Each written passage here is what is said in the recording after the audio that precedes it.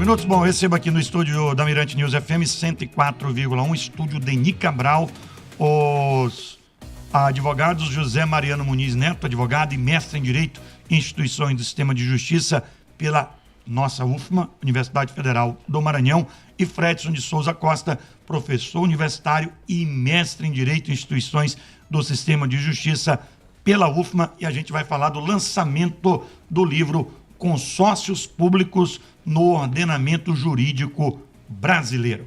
Mariana, de mais nada, bom dia. Obrigado pela gentileza de estar aqui com a gente. Bom dia, Jorge. É um prazer enorme estar aqui contigo. Agradecer aqui a tua equipe, agradecer a Zex Soares também pelo convite. Muito feliz de estar aqui com você nessa manhã. Fred, obrigado também por estar aqui. Bom dia. Bom dia, Jorge Aragão. Bom dia a todos os ouvintes aqui do programa Ponto Final. Dizer que é um prazer muito grande estar aqui no programa e agradecer pelo convite. Mariana, como é que foi a ideia, como surgiu a ideia da construção do livro? Então, eu e o professor Fredson, né, nós somos egressos lá do programa de pós-graduação em Direito da UFMA, né? Somos mestres em Direito e Instituições do Sistema de Justiça. E, naquela oportunidade, desenvolvemos nosso trabalho de pesquisa. No meu caso, eu trabalhei a temática dos consórcios públicos. Eu também vinha participando, concomitantemente, dentro da UFMA, né, de um projeto junto a um consórcio intermunicipal multimodal, que é o SIM, um consórcio aqui do Maranhão. E nós somos pesquisadores na área de direito constitucional com foco em federalismo brasileiro. E os consórcios públicos são mecanismos de cooperação federativa muito eficazes, que já tem larga utilização em outras federações no mundo, e o Brasil, de um pouco mais recente, começou a adotar esse mecanismo. Então, esse trabalho é fruto dessa pesquisa desenvolvida no âmbito do mestrado, lá na pós-graduação em Direito, em que nós tivemos ainda, podemos contar com o apoio da FAPEMA. Nos 13 anos de existência do programa de pós-graduação em Direito, agora, recentemente, a FAPEMA lançou um edital, fez uma seleção dos melhores trabalhos. Eu submeti o meu trabalho e foi um dos selecionados para a publicação do livro. O objetivo, Fredson, de vocês quando tiver essa iniciativa, qual efetivamente seria? Olha, Jorge Aragão, essa iniciativa ela surgiu no âmbito do nosso programa de pós-graduação em Direito e Instituições do Sistema de Justiça, coordenado pelo professor Paulo Roberto. Então, nós, ao longo de 10, 13 anos do programa, e nós temos todo ano cerca de mais de 10 mestres, né, sendo formados. Então, o nosso mestrado ele é um mestrado, e hoje já doutorado. Então, nós temos uma produção muito grande aqui a nível de Maranhão, e resolvemos, né, por meio do edital, contemplar essas 20 melhores obras, melhores dissertações para publicarmos, para oferecer para a comunidade acadêmica, para toda a população, o melhor do conteúdo que foi produzido, porque o programa ali de mestrado e doutorado não é só produção interna, mas produzir para que os leitores, para que a população tenha acesso a esse rico conteúdo. Agora, quanto tempo vocês levaram aí para catalogar, para fazer, para estar pronto o livro? São 2 anos de pesquisa. Caraca. A gente conclui, o trabalho levou exatos 2 anos. Ele finalizou em março de 2023, tendo início em março de 21. 2 anos de pesquisa. A preocupação fundamental aqui, apesar o meu livro traz esse título, né, de Consórcio Público no Ordenamento Jurídico Brasileiro, o professor Fredson publicou um outro livro com outro título. A preocupação era estudar o federalismo brasileiro, as nossas anomalias, em outras palavras, descobrir o porquê de algumas questões socioeconômicas e políticas, jurídico-positivas, jurisprudenciais, que acabam interferindo no dia a dia do brasileiro. A verdade, Jorge, é que no federalismo brasileiro, nós temos um país com dimensões continentais. O estado do Maranhão, por exemplo, ele possui aproximadamente 7 milhões de habitantes, o que corresponde a 3,4% da população brasileira. Mas quando nós vamos observar, nós temos 8,5% da população de extrema pobreza do Brasil vivendo no Maranhão.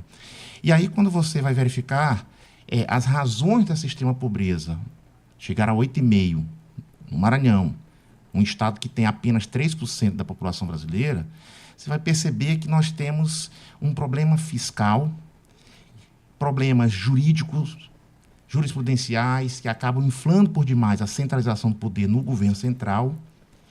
E os governos subnacionais, estados e municípios, a partir da Constituição de 88, passaram a receber um encargo e competências políticas muito maiores do que tinham antes, para um orçamento fiscal muito menor. E isso é mais grave ainda nos municípios.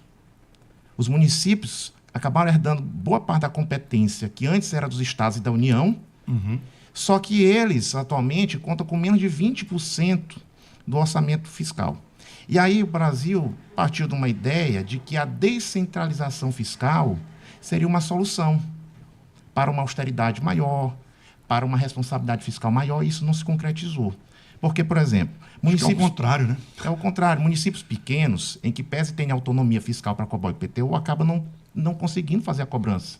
A pobreza do próprio município, né? A pobreza no sentido de ser entes federativos menos abastados, acaba contribuindo muito para isso. Então, a gente começa a agravar. Só que a gente tem que perceber o seguinte: a população vive, de fato, nos municípios. Né? E aí a gente vai tentar encontrar soluções nesse federalismo para tentar driblar essa situação. E uma dessas soluções é justamente o consórcio público.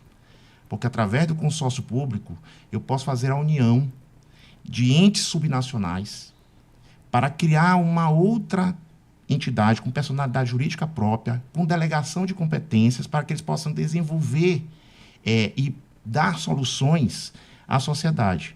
Por exemplo, eu posso compartilhar administração penitenciária e segurança pública. Às vezes, um estado como o Maranhão sozinho não consegue criar um presídio com a mesma eficiência daqueles presídios federais. Mas os estados do Nordeste reunidos conseguem fazer isso. E hoje o crime organizado está muito forte. Em estados como Bahia, Pernambuco, Ceará, a situação já é muito mais grave que a do Maranhão, por exemplo. E o consórcio pode nos dar uma luz, um caminho para chegar a essas soluções. Você consegue compartilhar recursos, otimizar o uso de pessoal, recursos públicos, etc. Agora, precisa ter vontade política. Sem a vontade política, nada disso vai ser possível. E aqui, especialmente no Maranhão, eu percebo, né, que ainda existe muito aquela questão de quando eu criar um consórcio público, eu vou acabar tendo uma certa perda de poder, e isso vai mitigando essa vontade política, porque existem outros fatores políticos, partidários, etc., que influenciam. Mas é um caminho a ser seguido, é um caminho que tem prosperado em outros países e pode servir de exemplo como solução federativa aqui no Brasil. Tá, Bruno, eu trago já o professor Bruno faz uma pergunta. Eu agora perguntar para o professor Fretes, princípio da subsidiariedade na jurisprudência do STF, do Supremo Tribunal Federal. É o livro, né, que você também apresenta. Quanto tempo e a ideia, professor? Olha, o tempo também, conforme o mesmo tempo do professor Mariano, 2 anos. Né? A gente ingressa ali no mestrado, né, e aí você faz as disciplinas, vai desenvolvendo, e ao final desses 2 anos você entrega o que a gente chama de dissertação, né? O trabalho compilado fruto desse processo de pesquisa. Quando a gente fala sobre o princípio da subsidiariedade, parece um nome um pouco estranho, mas é um nome estranho para um problema que nós temos que é muito recorrente, muito comum. Qual é o problema que nós temos, como o professor Mariano colocou? Na Constituição de 1988, nós temos uma engenharia de repartição de competências. Competência dos municípios, competência dos estados, competência da União. Só que essa divisão de competências não é muito bem clara. E aí você vê que várias vezes, todo dia praticamente no Supremo, nós temos debates. Digamos, o Estado pode criar uma lei para aumentar a questão do tempo de permanência no estacionamento? Aí surge aquela questão. Não, mas isso aqui é de competência de quem? De quem? Porque aí vem a questão, é direito civil? Porque se for direito civil é da União. Se for direito do consumidor, aí a competência que a gente chama de competência concorrente. Então a União pode legislar, o Estado também pode e o município também pode. Então, quando a gente olha a nossa engenharia, né, de repartição de competências, a gente percebe que tem muito conflito. Né? E toda hora os estados e municípios estão ali no Supremo dizendo, não, essa lei é inconstitucional por isso. Então, o que é que a gente tenta estudar? O princípio da subsidiariedade diz o seguinte: ao resolver o problema, quando eu tenho uma dúvida com relação à competência, eu vou analisar aquele que melhor resolve a situação, no sentido de que está mais próximo dos cidadãos. Os municípios, eles ficam com pouca iniciativa. Então, quando eles têm qualquer tipo de iniciativa, aí vai para o Supremo. Esbarra lá em cima. Quer ver um exemplo disso? Alguns estados adotaram há um certo tempo leis no sentido de que obrigar as empresas de telefonia a colocar bloqueadores de aparelho celular nos complexos penitenciários. Uhum. Aí as empresas reclamaram, não, isso não é competência dos municípios, dos estados, isso é competência da União. Mas veja só, por que digamos, um determinado estado, o estado do Maranhão, ao adotar uma lei, né, deixava o estado aplicar aquela legislação e talvez aquela iniciativa fosse uma boa iniciativa, não ia gerar um ônus tão grande para as empresas de telefonia, eu ia, de fato, coibir a questão da comunicação entre presos e a população externa, eu iria melhorar os indicadores de segurança pública, mas, em nome de uma visão, dizer, não, quando eu estou falando disso, eu estou falando de telecomunicações, então isso é de competência da União. Eu privo que os estados tomem iniciativas que podem melhorar. E o federalismo não é... Aqui a gente tem um federalismo muito centrado, né, diferente dos Estados Unidos. Nos Estados Unidos... Cada estado... Isso, cada estado... Até em matéria penal. Tem estado que tem pena de morte, tem outro estado que não tem.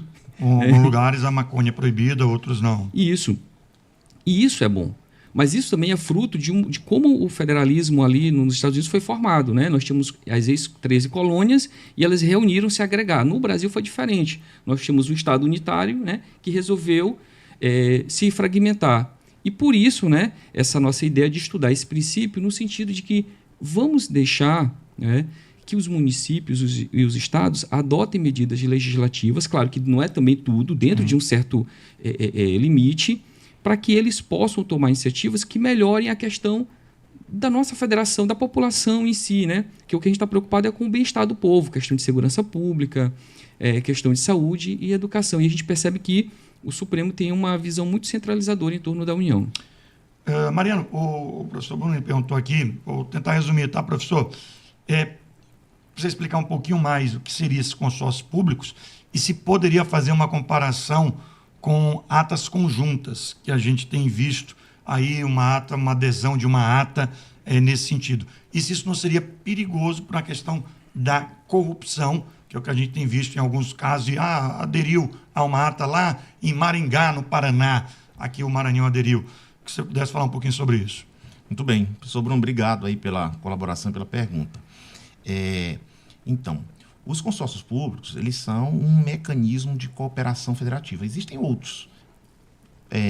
Por exemplo, os convênios, acordos de cooperação técnica, participação, projetos de participação público-privada, parceria público-privada, atas, protocolos de intenção, que depois são confirmados através de outros tratados, enfim, são formas de cooperação. O consórcio público, na verdade, ele já existia antes no Brasil. Só que ele não era regulamentado, ele era chamado de consórcio administrativo. Era uma espécie de convênio, de acordo, só que ele era despersonalizado. É como se um estado ou um município fizesse um protocolo de intenções com outro ente e aquilo era operacionalizado de maneira mais...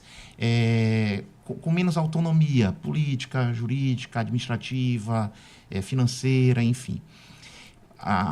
O Brasil promoveu uma emenda constitucional em 98, possibilitando a criação dos consórcios. Só que nós levamos 7 anos para regulamentar essa lei. Só em 2007 saiu a legislação.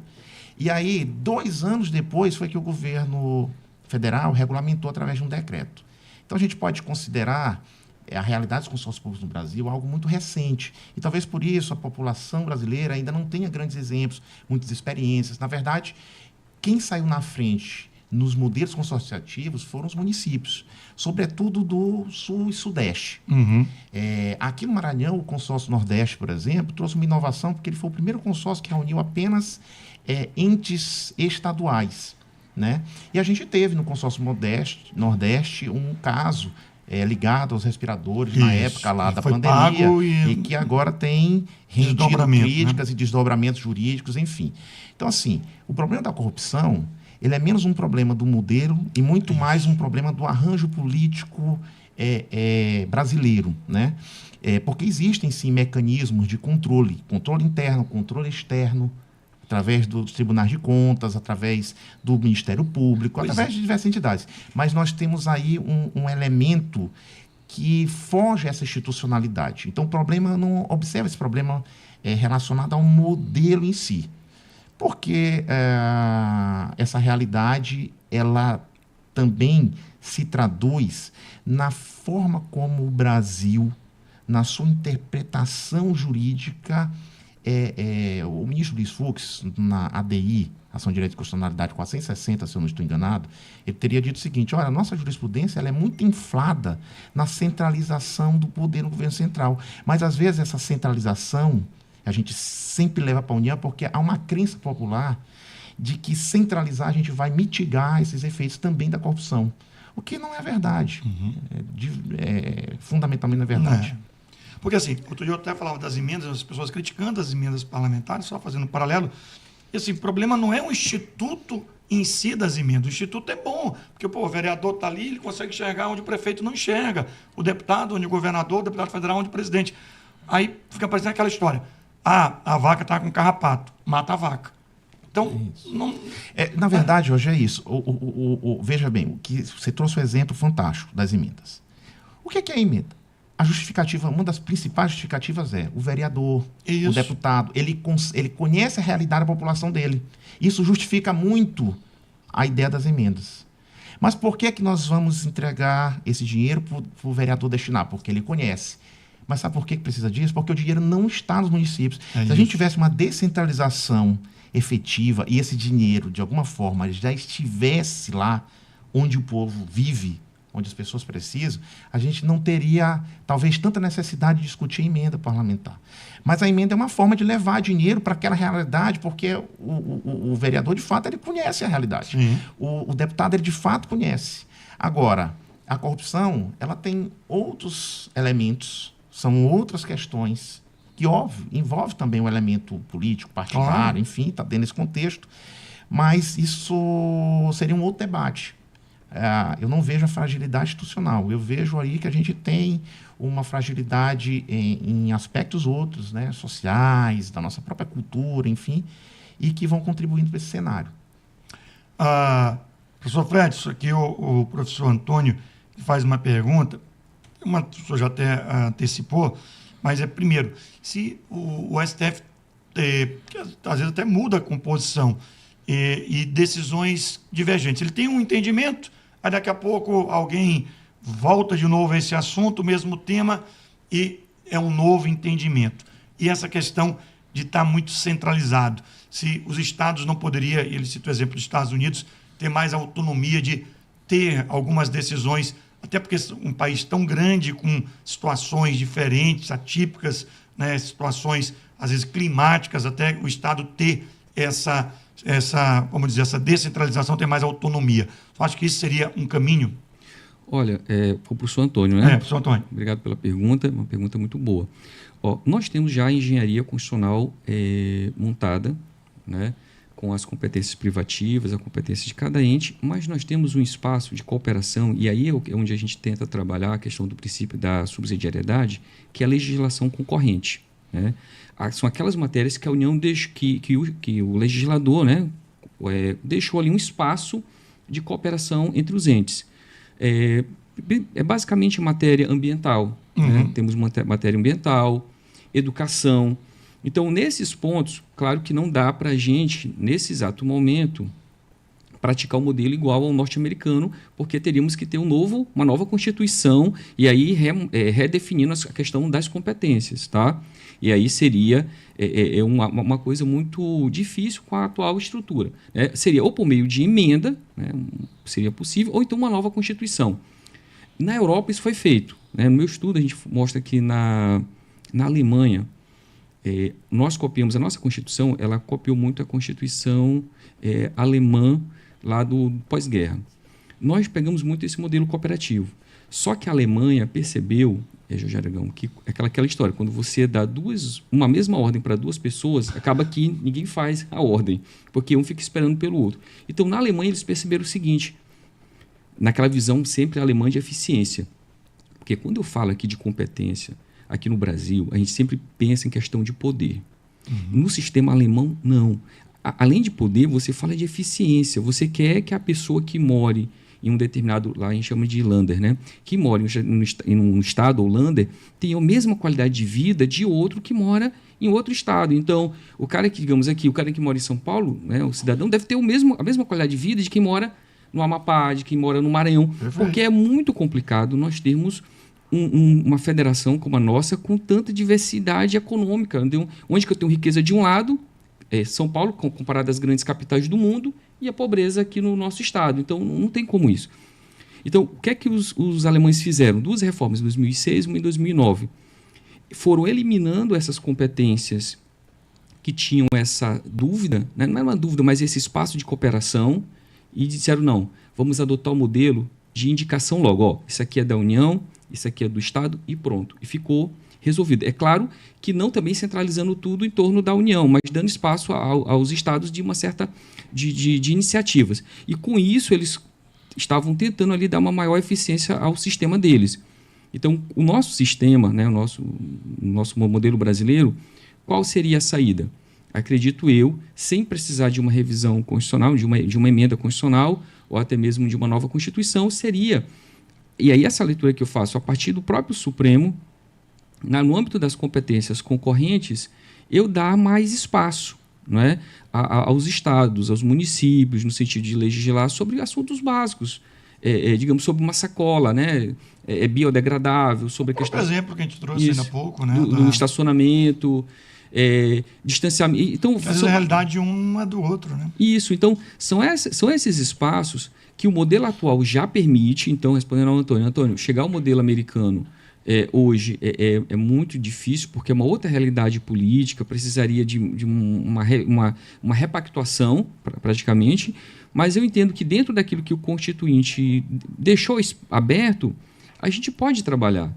A gente pode trabalhar em educação, em saúde, né? Veja que na questão da pandemia, sim, surgiu um conflito, né?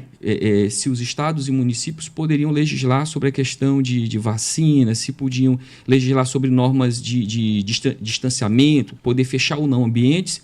Aí o Supremo usou a técnica da legislação concorrente e disse, não, os estados podem, porque está dentro do âmbito da legislação concorrente. Então, é possível, sim, eu ter um modelo em que os estados possam ter uma divergência com relação à União, e aí eu privilegiar o Estado, dizer, Estado, olha, o Estado ali já desenvolveu a vacina na época da pandemia. Então, sim, eu acho que também, espero que o Supremo continue com esse entendimento pós-pandemia, né? É isso. Gente, só para registrar aqui que o Jorge Arraes está transmitindo parabéns para vocês pelo lançamento do livro, tá? Dos livros de excelente trabalho realizado. Tá? Muito obrigado, doutor Jorge. Um amigo querido, procurador federal. Vamos lá. Quinta-feira agora, né? O lançamento dos livros. Quinta-feira vai ser... Ou seja, o famoso amanhã. Isso. Nós estaremos realizando também, Jorge, nessa oportunidade, um congresso de Direito, Democracia e Novas Tecnologias. Teremos professores da Mackenzie de São Paulo, professores aqui da UFMA, da UEMA. Esse congresso, ele está sendo... ele conta com o apoio da FAPEMA, mas ele é uma organização do PPGDIR, da UFMA, que é o Programa de Pós-Graduação em Direito, mais especialmente promovido pelo Núcleo de Direito, Inovação e Novas Tecnologias, da professora Márcia Aidê, que é professora da UFMA, promotora de justiça aqui do nosso estado, e também promovido pela Associação de Egressos do PPGDIR, que é uma entidade formada por ex-alunos, que hoje temos uma associação. Essa associação tem a finalidade de apoiar o programa em diversos aspectos, né? Cultural, acadêmico, enfim. E a gente vai fazer o lançamento de 8 obras durante esse evento, todas as produções do BPGD, dentre as quais essas 2 que nós discutimos hoje aqui. A minha, né, sobre consórcios públicos, e a do professor Fredson, que analisa um princípio da subsidiariedade no âmbito do Supremo Tribunal Federal Brasileiro. Mariano, obrigado, hein, pela presença, boa sorte. Obrigado, Jorge, obrigado pela atenção, obrigado a todos. Deixar aqui um abraço para o professor Paulo Roberto, professor titular de Direito Constitucional da UFMA, né, que é o coordenador do programa, foi meu orientador e é um amigo muito querido. Um abraço para a Zeca, agradecer novamente Zeca Soares pelo convite, e um abraço especial para você, que é um amigo também muito querido e que sempre me recebe muito bem aqui na Mirante ou em qualquer lugar que a gente esteja junto. Obrigado, Mariano. Obrigado, Fred. Boa sorte lá também. Obrigado, Jorge Aragão. Um abraço a todos, agradecer a oportunidade e convidar você que está aí para participar do nosso evento e conhecer o nosso mestrado e doutorado. Nosso doutorado é internacional agora, então quem tiver... Que honra, né, pra gente, graças a Deus, internacional. Então, todos os estudantes de Direito, convido, né, e a sociedade como um todo, convido a conhecer o nosso programa. É o primeiro doutorado em Direito aqui do Maranhão. Do Maranhão. Que coisa, né? Ainda bem. E é da UFMA. José Mariano Muniz Neto, advogado, mestre em Direito e Instituições do Sistema de Justiça pela UFMA, e Fredson de Souza Costa, professor universitário e mestre em Direito em Instituições do Sistema de Justiça pela UFMA, foram os nossos entrevistados agora no Ponto Final.